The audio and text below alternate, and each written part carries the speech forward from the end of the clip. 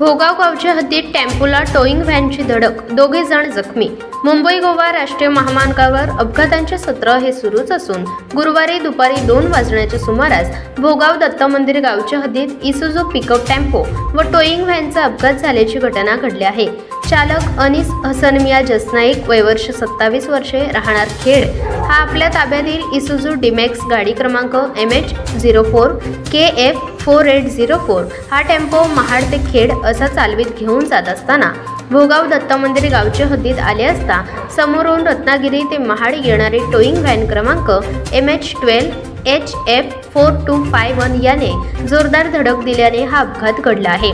ही धडक एवढी जबरदस्त होती की इसूझू मॅक्स टेम्पो रस्त्याच्या कडेला पलटी झाला। या अपघातात टोईंग व्हॅनवरील चालक रोशन अरविंद पांचाळ, वय वर्ष 25, राहणार खानापूर, जिल्हा अमरावती व दीपक महादेव कारेखावे, राहणार पवनी, जिल्हा भंडारा हे दोघे जखमी झाले। अपघाताची माहिती मिळताच कशेडी महामार्ग पोलीस मदत केंद्राचे कर्मचारी व पोलादपूर पोलीस ठाण्याचे कर्मचारी यांनी घटनास्थळी धाव घेतली।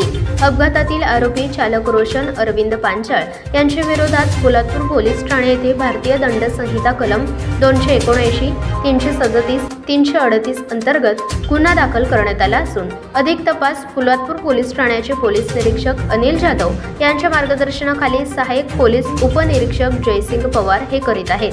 Bureau report, Konkan times news, Poladpur, Raigad.